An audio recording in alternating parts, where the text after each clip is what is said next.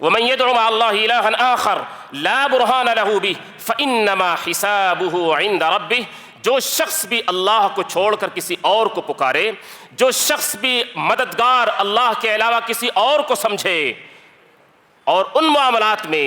کہ جن معاملات میں سوائے اللہ کے کسی اور کے بس میں اور اس کی طاقت میں ہے بھی نہیں کہ وہ مدد کر سکے، جسے ما فوق الاسباب کہتے ہیں، اگر کسی بندے نے اللہ کو چھوڑ کر کسی اور کے بارے میں یہ عقیدہ، یہ ایمان رکھا، تو پھر اس نے غیر اللہ کو پکارا، غیر اللہ پر اس کا ایمان ہوا، اور یہ شرک کی بدترین شکل اور قسم ہے کہ جو انسان کے ایمان اور اعمال سب کو ضائع اور برباد کر دے گی، اور اس کی دنیا اور آخرت دونوں جہان اس کی خراب ہو جائے گی۔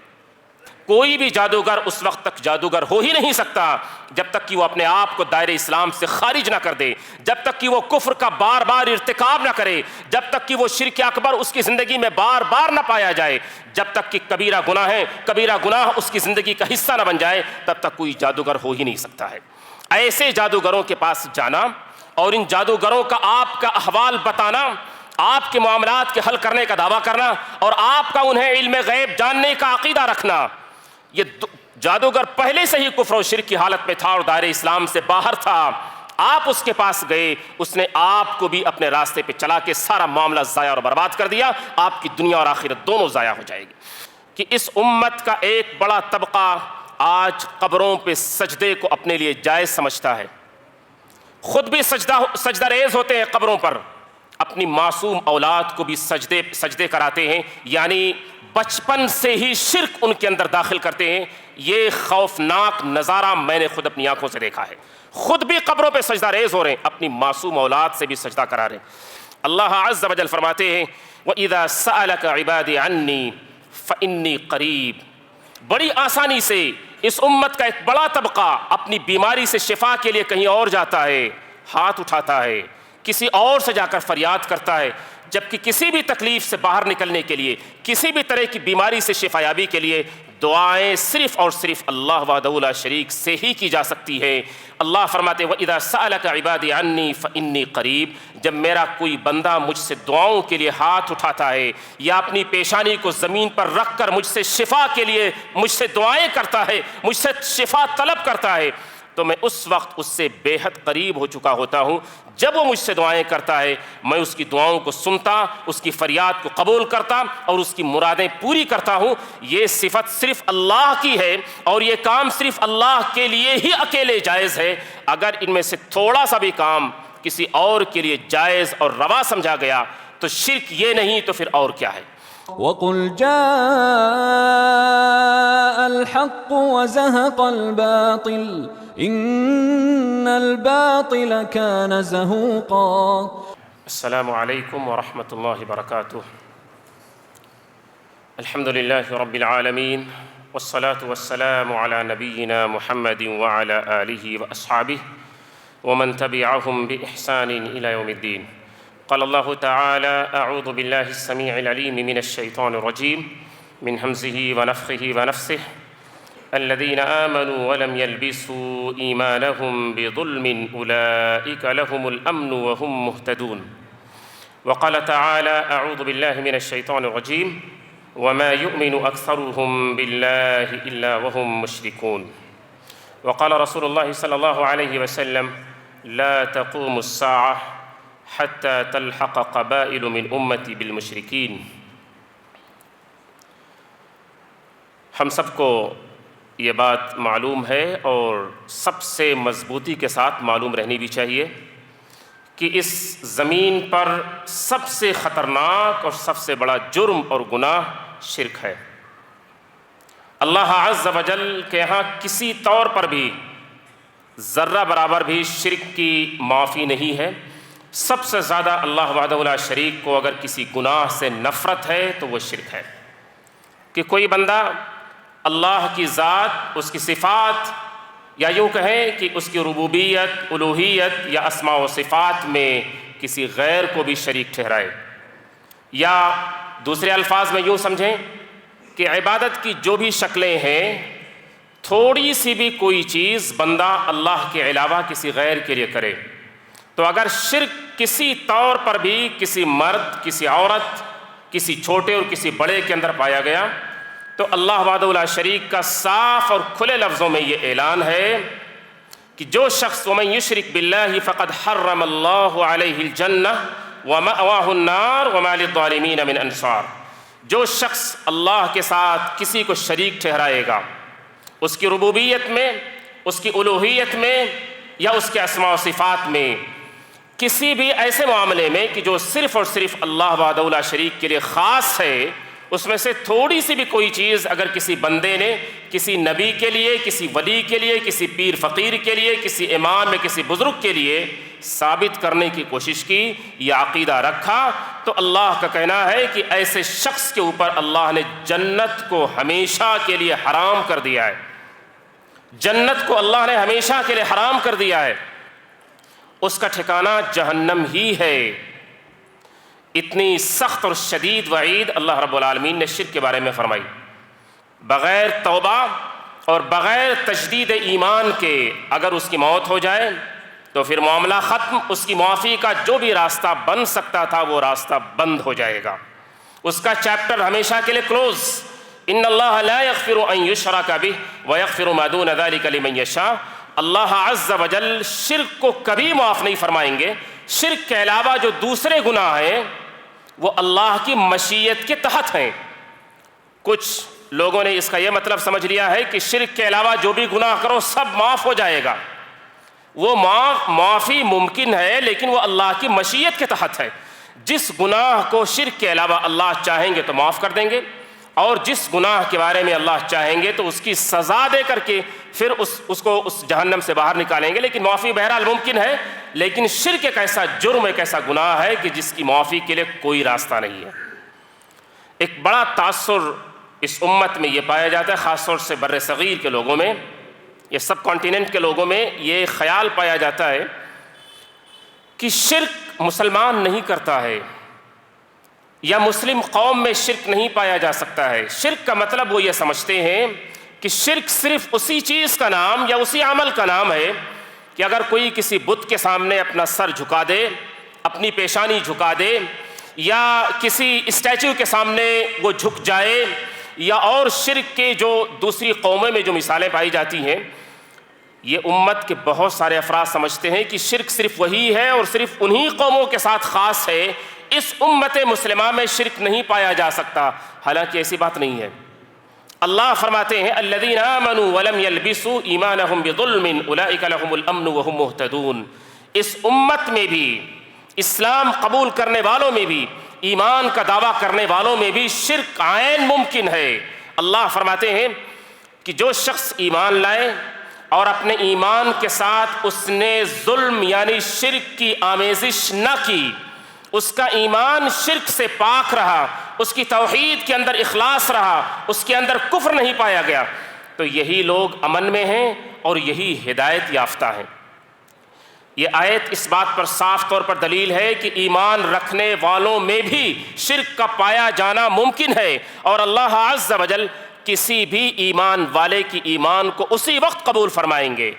جب اس کا ایمان اخلاص کی بنیادوں پر ہو، جب اس کی توحید شرک سے پاک ہو، اور کسی بھی شخص کے امن پر اور ہدایت یافتہ ہونے کے لیے بھی یہی شرط ہے کہ اس کا ایمان سچا اور خالص ہو، شرک کی آمیزش ذرا بھی اس کے ایمان میں اور اس کے عقیدے میں نہ پائی جاتی ہو، تبھی وہ توحید میں سچا ہے، تبھی وہ امن پہ رہے گا، اس کی زندگی میں امن ہوگا، اور تبھی وہ ہدایت یافتہ قرار پائے گا۔ دوسری آیت میں یا ایھا الذین آمنوا ان تطیعوا فریقا من الذین اوتوا الکتاب یردوکم بعد ایمانکم کافرین، اس میں بھی اللہ رب العالمین نے اس بات کی جانب اشارہ کیا ہے کہ ایمان والو، اگر تم اللہ اور اس کے رسول کی اتباع اور پیروی میں ذرا سی بھی چوکے، اور اس معاملے میں اگر تمہاری سوچ، تمہاری نیت صاف ستھری بے لاگ نہ رہی، تو تمہیں خبر بھی نہ ہوگی کہ ایمان کے ساتھ کفر میں کیسے تم داخل ہو گئے، تمہاری توحید کے ساتھ شرک کیسے مل گئی، تمہیں پتہ بھی نہیں چلے گا۔ اس سے یہ معلوم ہوا کہ ایمان کے ساتھ کفر کا شامل ہو جانا، ایمان کے ساتھ یا توحید کے ساتھ شرک کی آمیزش ممکن ہے، اگر کوئی مرد یا عورت اس سلسلے میں اچھی طرح سے ہوش میں نہ رہا تو۔ بلکہ سورہ یوسف کی آیت کہ جس کے ذریعے آج کی اس کانفرنس کی شروعات اور آغاز کی گئی، وہ آیت تو یہ کہتی ہے وَمَا يُؤْمِنُ أَكْثَرُهُمْ بِاللَّهِ إِلَّا وَهُمْ مُشْرِكُونَ، ایمان لانے والوں میں اکثریت میجارٹی شرک کرنے والوں کی ہے۔ انہیں یوں لگتا ہے، وہ بہت خوش فہمی میں مبتلا ہیں کہ وہ جو چاہیں کریں، جس سے چاہیں وہ فریادیں کر لیں، جس کے آگے چاہیں وہ جھک جائیں، جس کے بارے میں وہ چاہیں غیب کا عقیدہ رکھ دیں، جس سے چاہیں وہ تبرک حاصل کرنے لگیں، جس کے بارے میں وہ جو چاہیں ایمان اور عقیدہ رکھیں، لیکن وہ مسلمان ہیں، وہ رسول اللہ صلی اللہ علیہ وسلم کی نبوت اور رسالت پر ایمان رکھتے ہیں، تو وہ موحد قرار پائیں گے، وہ جو چاہیں کر لیں؟ ایسا نہیں ہے۔ اللہ کہتے ہیں کہ ایمان لانے والوں میں اکثریت شرک کرنے والوں کی ہے۔ ایمان میں خالص اور سچے بہت کم لوگ ہوتے ہیں، اور رسول اللہ صلی اللہ علیہ وسلم کا بھی اشارہ اور آپ کی بھی پیشین گوئی ہے، لا تقوم الساعہ حتی تلحق قبائل من امتی بالمشرکین، قیامت اس وقت تک قائم نہیں ہوگی، قیامت اس وقت تک برپا نہیں ہوگی جب تک کہ میری امت کے ڈھیر سارے قبائل، میری امت کے بہت سارے قبائل مشرکین کے ساتھ مل نہ جائیں، اور اس روایت میں ہے کہ جب تک وہ بتوں کی عبادت نہ کرنے لگیں۔ تو قیامت سے قریب قریب شرک اور بڑھتی جائے گی، اور یہ امت شرک سے قریب ہوتی جائے گی، بلکہ قیامت کے قریب ہوتے ہوتے اس امت کا ایک بڑا طبقہ پورے طور پر شرک میں ڈوب جائے گا۔ ہاں یہ بات ضرور ہے کہ رسول اللہ صلی اللہ علیہ وسلم نے یہ بات فرمائی کہ واللہ ما اخاف علیکم ان تشرکوا بعدی،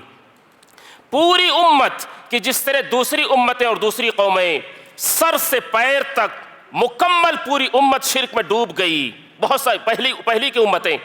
یہ امت محمدیہ تمام کے تمام اس کے افراد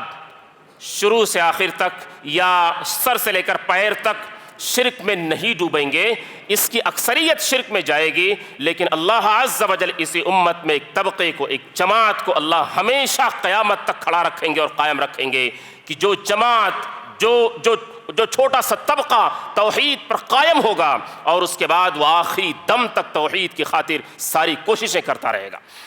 اللہ سے دعا کرنی چاہیے اور خصوصیت کے ساتھ اس بات کی نیت رکھنی چاہیے کہ اسی جماعت اور اسی خصوصی طبقے میں اللہ ہمیں بھی شامل فرمائے کہ جو آخری دم تک توحید پر قائم رہے گی جو جماعت، اور آخری دم تک شرک سے پاک اور بیزار رہے گی اور امت کے اندر توحید کی دعوت کو عام کرتی رہے گی اور شرک سے بیزاری کا اعلان کرتی رہے گی۔ ہمیں یہ چیز اچھی طرح سے دیکھنے کو ملتی ہے، یہ ہم سب کے مشاہدے میں کوئی ڈھکی چھپی چیز نہیں ہے کہ اس امت کا ایک بڑا طبقہ آج قبروں پہ سجدے کو اپنے لیے جائز سمجھتا ہے، خود بھی سجدہ ریز ہوتے ہیں قبروں پر، اپنی معصوم اولاد کو بھی سجدے کراتے ہیں، یعنی بچپن سے ہی شرک ان کے اندر داخل کرتے ہیں۔ یہ خوفناک نظارہ میں نے خود اپنی آنکھوں سے دیکھا ہے، خود بھی قبروں پہ سجدہ ریز ہو رہے ہیں، اپنی معصوم اولاد سے بھی سجدہ کرا رہے ہیں۔ ایسے ہی طواف کرنا قبروں کا، غیر اللہ کے لیے نظر و نیاز ماننا اور دھاگے باندھنا، غیر اللہ کی قسمیں کھانا اور غیر اللہ کے نام پر جانوروں کو ذبح کرنا، قبر والوں کو یا کسی اور کو غیب داں سمجھنا، اور ایسے ہی جس سے چاہیں برکت کا عقیدہ رکھ لیں اور جس سے چاہیں تبرک حاصل کرنے لگیں، یہ شرک کی وہ بدترین شکلیں اور مثالیں ہیں جو اس امت کے اندر کھلے طور پر پائی جاتی ہیں۔ یہ کوئی ڈھکی چھپی چیز نہیں ہے، کسی سے بھی ڈھکی چھپی چیز نہیں ہے۔ اللہ عز و جل فرماتے ہیں وَإِذَا سَأَلَكَ عِبَادِي عَنِّي فَإِنِّي قَرِيب، بڑی آسانی سے اس امت کا ایک بڑا طبقہ اپنی بیماری سے شفا کے لیے کہیں اور جاتا ہے، ہاتھ اٹھاتا ہے، کسی اور سے جا کر فریاد کرتا ہے، جبکہ کسی بھی تکلیف سے باہر نکلنے کے لیے، کسی بھی طرح کی بیماری سے شفا یابی کے لیے دعائیں صرف اور صرف اللہ وحدہ لا شریک سے ہی کی جا سکتی ہے۔ اللہ فرماتے وَإِذَا سَأَلَكَ عِبَادِي عَنِّي فَإِنِّي قَرِيب، جب میرا کوئی بندہ مجھ سے دعاؤں کے لیے ہاتھ اٹھاتا ہے یا اپنی پیشانی کو زمین پر رکھ کر مجھ سے شفا کے لیے مجھ سے دعائیں کرتا ہے، مجھ سے شفا طلب کرتا ہے، تو میں اس وقت اس سے بے حد قریب ہو چکا ہوتا ہوں۔ جب وہ مجھ سے دعائیں کرتا ہے میں اس کی دعاؤں کو سنتا، اس کی فریاد کو قبول کرتا اور اس کی مرادیں پوری کرتا ہوں۔ یہ صفت صرف اللہ کی ہے اور یہ کام صرف اللہ کے لیے ہی اکیلے جائز ہے۔ اگر ان میں سے تھوڑا سا بھی کام کسی اور کے لیے جائز اور روا سمجھا گیا تو شرک یہ نہیں تو پھر اور کیا ہے؟ ومن يدع مع الله إلها آخر لا برهان له به فإنما حسابه عند ربه. جو شخص بھی اللہ کو چھوڑ کر کسی اور کو پکارے، جو شخص بھی مددگار اللہ کے علاوہ کسی اور کو سمجھے، اور ان معاملات میں کہ جن معاملات میں سوائے اللہ کے کسی اور کے بس میں اور اس کی طاقت میں ہے بھی نہیں کہ وہ مدد کر سکے، جسے ما فوق الاسباب کہتے ہیں، اگر کسی بندے نے اللہ کو چھوڑ کر کسی اور کے بارے میں یہ عقیدہ، یہ ایمان رکھا، تو پھر اس نے غیر اللہ کو پکارا، غیر اللہ پر اس کا ایمان ہوا، اور یہ شرک کی بدترین شکل اور قسم ہے کہ جو انسان کے ایمان اور اعمال سب کچھ ضائع اور برباد کر دے گی، اور اس کی دنیا اور آخرت دونوں جہان اس کی خراب ہو جائے گی۔ ایسے ہی شرک کی ایک واضح شکل آج بہت سارے مساجد میں دیکھی جاتی ہے۔ دعائیں فرض نماز کے بعد اجتماعیت کے ساتھ دعائیں مانگی جاتی ہیں، جبکہ اجتماعیت کے ساتھ ہر فرض نماز کے بعد دعا مانگنا وہ خود رسول اللہ صلی اللہ علیہ وسلم کی سنت سے ثابت نہیں ہے، لیکن اجتماعی دعائیں کیے جانے کے بعد دعاؤں کے الفاظ جو کچھ انہیں کہنے ہیں، کہنے کے بعد آخر میں وہ کہتے ہیں اے اللہ یہ دعائیں رسول اللہ صلی اللہ علیہ وسلم کے صدقے طفیل میں قبول فرما لے۔ یعنی دعائیں کرنے کے بعد اس دعا کا خاتمہ شرک پر کیا گیا ہے۔ یہ آج کل یہ چیزیں تمام مساجد میں، اگر ہماری نمازوں کا اختتام شرک پہ ہو رہا ہو، ایسی نمازیں، ایسی دعائیں، ایسی عبادات کی قبولیت کے لیے اب کیا بات کہی جائے کہ جس کا اختتام شرک پر ہو رہا ہو یا جس کا اختتام گمراہی پہ ہو رہا ہو۔ شرک کی ایک اور شکل ہے جو ہمارے یہاں بہت خفیہ طریقے سے داخل ہوتی ہے، جو ہماری نیتوں میں داخل ہو جاتی ہے، جو ہمارے ارادے کے اندر شامل ہو جاتی ہے، اور وہ شرک ہے نیت و ارادے کے اندر پایا جانے والا شرک۔ کوئی بھی نیکی اور خیر کا کام، وہ چھوٹا ہو یا بڑا، ہمیں اسے اللہ وحدہ لا شریک کو راضی اور خوش کرنے کے لیے کرنا ہے۔ اللہ کے ہاں وہ کام مقبول ہو جائے، ہماری دنیا اور آخرت کے لیے بہتر ہو جائے، ہمارا رب ہم سے خوش ہو جائے اور راضی ہو جائے، یہ نیت۔ اور اس کے بعد وہ کام رسول اللہ صلی اللہ علیہ وسلم کے طریقے کے عین مطابق ہو۔ اگر اس نیت میں کھوٹ آ جائے، اگر اس نیت کے اندر یہ شامل ہو جائے کہ ہمیں سب سے زیادہ اس کام کے بدلے میں شہرت حاصل ہو، ہمیں ریاکاری اگر ہماری نیت میں شامل ہو جائے، دکھلاوا اور شواف اگر ہمارے ارادے میں داخل ہو جائے، تو پھر یہ نیت اور ارادے کے اندر جو چیز آئی ہے ہم اسے بھی شرک کہیں گے۔ یہ اور بات ہے کہ یہ شرک اصغر کی کیٹیگری اور اس قبیل میں آئے گا، لیکن بہرحال کسی کام کا شرک ہونا یا کسی عمل کو شرک کی کیٹیگری یا اس زمرے میں رکھا جانا، یہ خود اس کی تباہی، اس کی بربادی اور تکلیف کے لیے بہت کافی ہے۔ شرک اکبر سے تو انسان دائرہ اسلام سے خارج ہو جاتا ہے، لیکن شرک اصغر سے انسان دائرہ اسلام سے خارج تو نہیں ہوگا، لیکن جس عمل میں شرک اصغر پایا گیا، جس نیت اور ارادے میں دکھلاوا اور ریاکاری پایا گیا، وہ عمل ضائع اور برباد ہو جائے گا۔ وہ عمل اللہ کے ہاں کسی طور پر بھی مقبول نہیں ہوگا، بلکہ اس عمل کے بدلے میں کہ جس عمل میں ریاکاری اور دکھلاوا پایا گیا، اللہ کے ہاں سخت اور شدید سزا بھی ہو سکتی ہے، جیسا کہ صحیح مسلم کی روایت سے اس بات کا صاف طور پر ثبوت موجود ہے۔ ایسے ہی اللہ عز و جل نے اس بارے میں صاف طور پر یہ بھی کہا کہ من کان یرید الحیاۃ الدنیا وزینتها نوفی الیہم اعمالہم فیہا وہم فیہا لا یبخسون اولئک الذین لیس لہم فی الآخرہ۔ جس کسی شخص کا ارادہ اس دنیا کی زندگی اور دنیا کی اس خوبصورتی کو پانا ہو، آخرت کو چھوڑ کر اسے بھول کر اور وہاں کی کامیابی کو بالکل نظر انداز کر کے جس کا ارادہ اور جس کی نیت میں صرف دنیا کی زندگی شامل ہو جائے، اللہ عز و جل کہتے ہیں ایسے شخص کا آخرت میں کوئی حصہ باقی نہیں بچے گا۔ نبی صلی اللہ علیہ وسلم نے اسی شرک کے بارے میں فرمایا ان اخوف ما اخاف علیکم الشرک الاصغر فسئل عنہ فقال الریا۔ آپ نے فرمایا کہ مجھے میری امت کے بارے میں شرک کی جس قسم اور جس شکل کا سب سے زیادہ خوف اور ڈر ہے کہ میری امت کی اکثریت اس شرک میں مبتلا ہوگی یا اس شرک کے اندر وہ انوالو ہوگی۔ نبی کہتے ہیں جس شرک کا سب سے زیادہ مجھے خوف اور خطرہ ہے اپنی امت کے حوالے سے، وہ یہی شرک اصغر ہے۔ آپ سے پوچھا گیا اس شرک اصغر کی شکل کیا ہوتی ہے، اس سے مراد آپ کی کیا ہے؟ تو نبی رحمت صلی اللہ علیہ وسلم نے فرمایا کہ شرک اصغر سے مراد ریاکاری اور دکھلاوا ہے۔ بڑے سے بڑا کام اگر ریاکاری اس کے اندر شامل ہوا، دکھلاوا اس کے اندر آیا، تو وہ کام اللہ کے ہاں تو مقبول ہرگز نہیں ہو سکتا، بلکہ وہ کام اس دنیا میں ہمارے لیے ذلت اور رسوائی کا بھی سبب بن سکتا ہے۔ من سمع سمع اللہ بہ، اس حدیث کی روشنی میں اس امت کے اندر شرک کی ایک اور بدترین شکل پائی جاتی ہے جو مردوں سے زیادہ خواتین میں پائی جاتی ہے، اور وہ یہ ہے کہ جادوگروں کے پاس چکر لگانا، جادوگروں کے در کا چکر لگانا۔ یہ جادوگری خود اتنا بڑا کفر ہے، اتنا منحوس اور اتنا خبیث عمل ہے کہ جادوگر خود دائرہ اسلام سے خارج ہی ہوتا ہے، کہ عمر بن خطاب رضی اللہ عنہ نے تمام اقتلوا کل ساحر کا آپ نے فرمان جاری کیا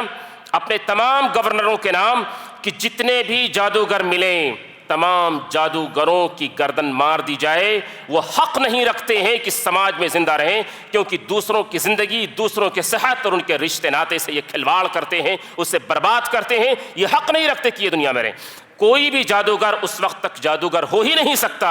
جب تک کہ وہ اپنے آپ کو دائرہ اسلام سے خارج نہ کر دے، جب تک کہ وہ کفر کا بار بار ارتکاب نہ کرے، جب تک کہ وہ شرک اکبر اس کی زندگی میں بار بار نہ پایا جائے، جب تک کہ کبیرہ گناہ اس کی زندگی کا حصہ نہ بن جائے، تب تک کوئی جادوگر ہو ہی نہیں سکتا ہے۔ ایسے جادوگروں کے پاس جانا اور ان جادوگروں کا آپ کا احوال بتانا، آپ کے معاملات کے حل کرنے کا دعویٰ کرنا اور آپ کا انہیں علم غیب جاننے کا عقیدہ رکھنا، یہ جادوگر پہلے سے ہی کفر و شرک کی حالت میں تھا اور دائرہ اسلام سے باہر تھا۔ آپ اس کے پاس گئے، اس نے آپ کو بھی اپنے راستے پہ چلا کے سارا معاملہ ضائع اور برباد کر دیا، آپ کی دنیا اور آخرت دونوں ضائع ہو جائے گی۔ کیونکہ وہ جادوگر کہ جس کی زندگی کبیرہ گناہوں سے بھرپور، کہ جس کی زندگی شرک اکبر سے بھرپور، کہ جس کی زندگی میں کفر ہمیشہ اور بار بار پایا جائے، وہ جادوگر اپنے پاس جانے والوں کو بھی اس وقت تک نہ چھوڑے گا جب تک کہ ان سے بھی کفر اور شرک کا ارتکاب نہ کرا لے۔ اسی لیے رسول اللہ صلی اللہ علیہ وسلم نے فرمایا کہ اگر کوئی شخص کسی ایسے شخص کے پاس جائے، من اتی عرافا او کاہنا فصدقه بما یقول فقد کفر بما انزل علی محمد۔ بہت ساری خواتین اپنے شوہروں کی رضامندی یا ان کا فیور حاصل کرنے کے لیے جاتی ہیں، کچھ اپنی بیماریوں سے شفا کے لیے جاتی ہیں، کچھ کسی اور مقاصد کی خاطر جاتی ہیں، جائز و ناجائز، لیکن رسول اللہ صلی اللہ علیہ وسلم فرماتے ہیں کہ کوئی شخص جو آپ کا مستقبل بتاتا ہو، جو آپ کی پیشانی اور ہاتھ کی لکیریں دیکھ کر آپ کے بارے میں بہت کچھ بتاتا اور سمجھاتا ہو،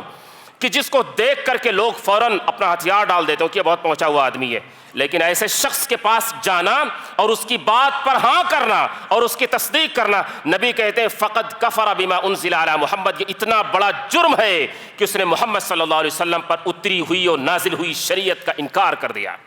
ایسے شخص کے پاس جانا محمد رسول اللہ صلی اللہ علیہ وسلم کی لائی ہوئی شریعت کا انکار کرنا ہے۔ لہٰذا ایسے تمام چیزوں سے اپنے آپ کو بچانا چاہیے اور اپنے آپ کو محفوظ رکھنا چاہیے۔ اور اس کے بعد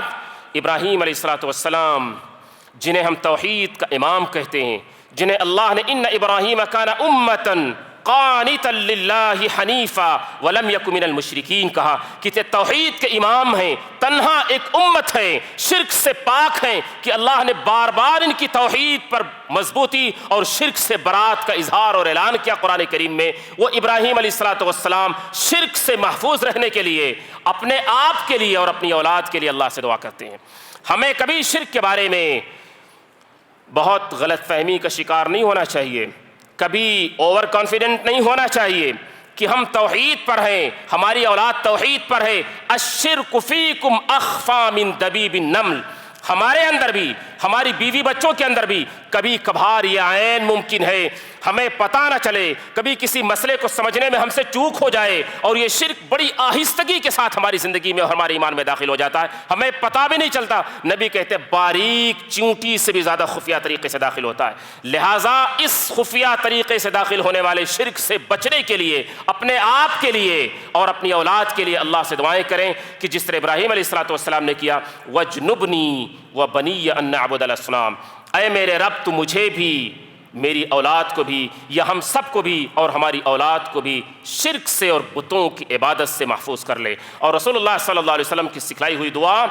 اللہم انی اعوذ بک ان اشرک بک وانا اعلم واستغفرک لما لا اعلم، اے اللہ جانے اور انجانے میں، اے اللہ جانے اور انجانے میں کسی طرح سے بھی شرک ہونے سے میں تیری پناہ چاہتا ہوں۔ اس دعا کی برکت سے بندہ شرک اکبر سے بھی محفوظ ہو جائے گا انشاءاللہ، اور شرک اصغر سے بھی محفوظ ہو جائے گا۔ لہٰذا ابراہیم علیہ السلام کی دعا اور محمد رسول اللہ صلی اللہ علیہ وسلم کی اس دعا کو ہمیں پڑھنا چاہیے اور دعا کرنی چاہیے، توحید پر استقامت اختیار کرنی چاہیے، اور شرک کی تمام قبیح شکلوں سے، تمام ظاہری اور باطنی شکلوں سے اپنے آپ کو بچانے کی اور اپنے اولاد کو بچانے کی فکر کرنی چاہیے۔ اللہ عز و جل ہم سب کو توحید اور ایمان پر استقامت نصیب فرمائے۔ ہمارے اندر جو کمی بیشی ہے اللہ انہیں سمجھ کر ان کی اصلاح کی توفیق عطا فرمائے۔ شرک، کفر اور جتنی بھی برائیاں ہیں اللہ عز و جل تمام سے ہم سب کو محفوظ رکھے، ہماری اولاد کو بھی محفوظ رکھے۔ آمین۔ اقول قولی ھذا واستغفر اللہ لی ولکم ولسائر المسلمین۔ السلام علیکم۔